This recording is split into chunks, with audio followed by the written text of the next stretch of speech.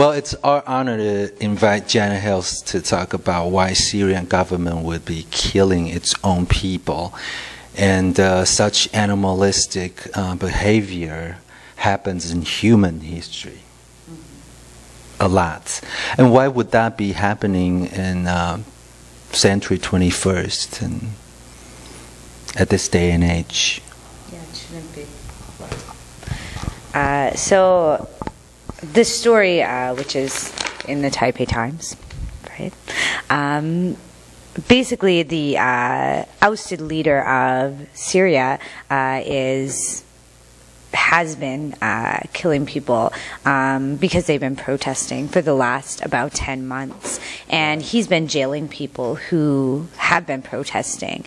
And now al-Assad is offering amnesty to people who have been detained in secret prisons and this type of thing. He's saying, oh, any crimes that were committed that you were accused of, you can be granted amnesty for those. But everybody, including Ban Ki-moon, who's the Secretary General of the UN, is saying, you know, that doesn't really work because the people you've detained, you haven't charged them with any crimes, right. And they're in secret facilities. So half of the people that you have under arrest right now, we don't even really know about.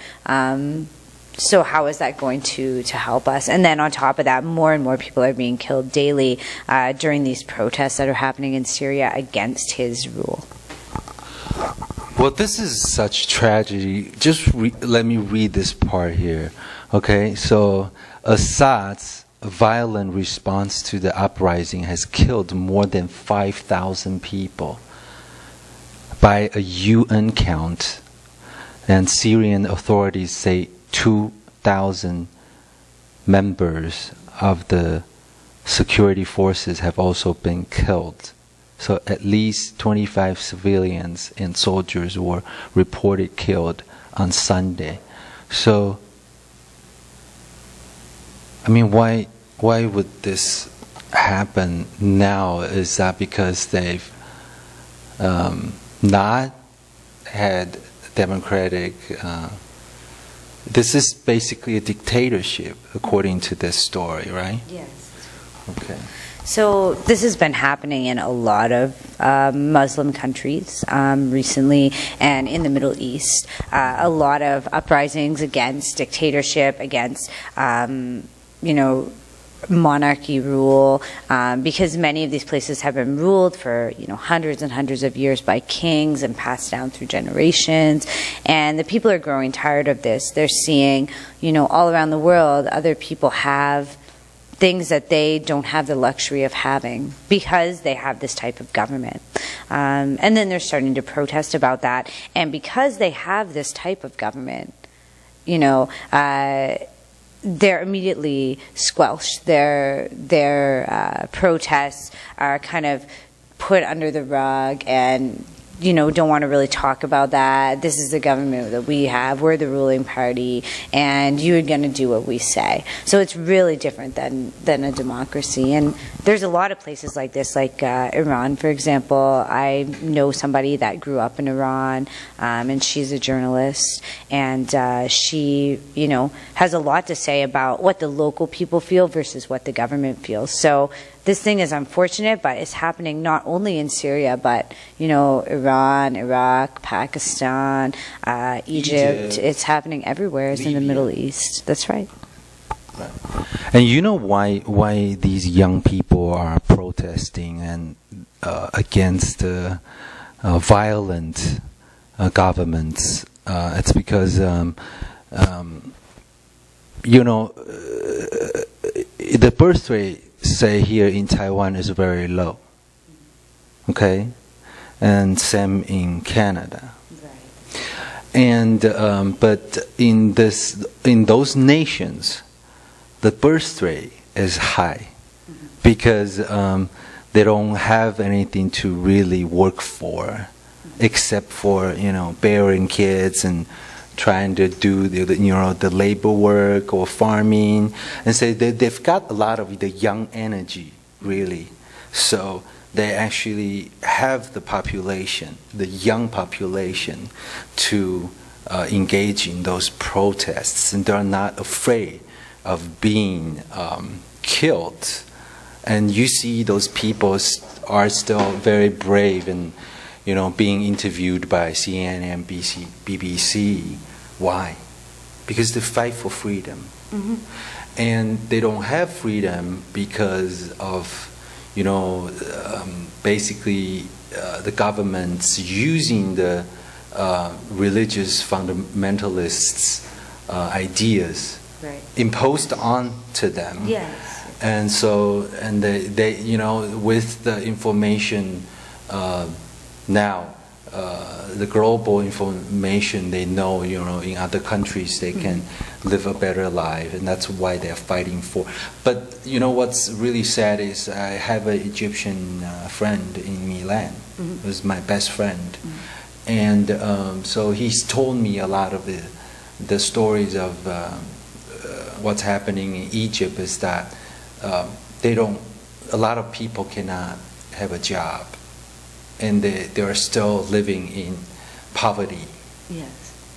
And they have you know, Egypt has a very old history. They've got the university tradition, and they study the old philosophies and all that. So they've got culture, but they don't have a good democratic system, or even like a republic or a monarchy. You know, like today, Britain is still a monarchy, sort of, right? Yeah. They've got a democracy, but they still have there's the monarch, the queen, you know.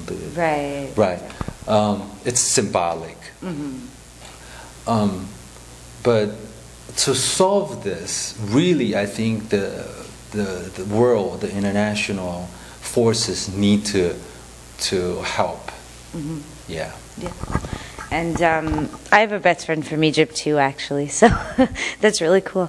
Yeah, I think the problem is that first, there's so many nations that are, you know, going through this in the Middle East right now, and this type of rule has been around for centuries. I mean, since Egyptian pharaohs, it's just been, you know, continue, and one of the problems that the UN kind of has with this sort of thing is that they don't want to touch anything in Africa or near Africa, because in the early 90s there was a war in Somalia, and during that war there were a lot of, at that time, broadcasted images, and there's a movie called Black Hawk Down about this, what happened there. You're right, and that's a good movie. Yeah, it's a really good movie, and it shows, but this is actually, you know, true to life, that it actually showed on TV, you know, U.S. generals, U.S. soldiers being killed and drugged through the streets of Somalia. And after that, you know, the public didn't want to get involved, and they kind of pulled out of Africa. And since then, they haven't really been back, which is why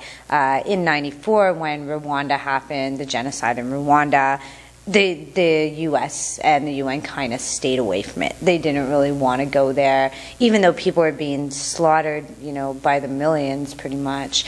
They didn't want to touch it. So, well, this eventually has to do with language barriers. Also, it's hard for people to really go in and, you know, take control and help, and then transition, like what happened in Iraq. It's still problematic now, and it all depends on whether the UN wants to substantially send like troops in to interfere, and maybe using international powers to try to help. But I think in the end is really just making ends meet for people, because they want to eat, they want to live, and they want to just survive.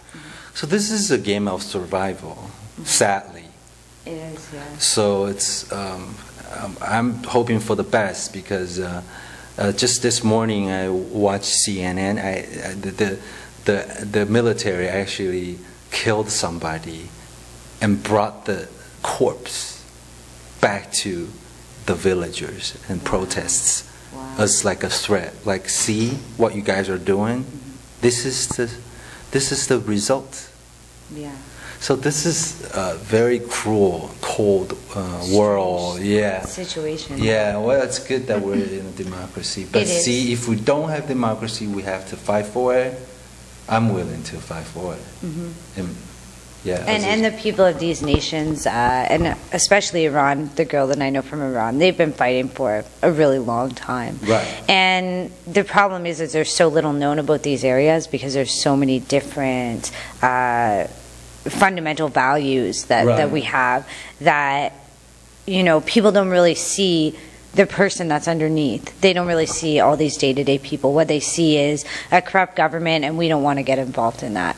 Right. Yeah. So sad. It's sad, but it's true. really it takes time, and it is sort of it's a sad destiny. Right. And we're lucky to have grown up in Taiwan and Canada where we don't have to deal with Right, but things freedom like that. is not really given. You have to earn. Right. People say freedom is never free. Freedom is never free. So, all right.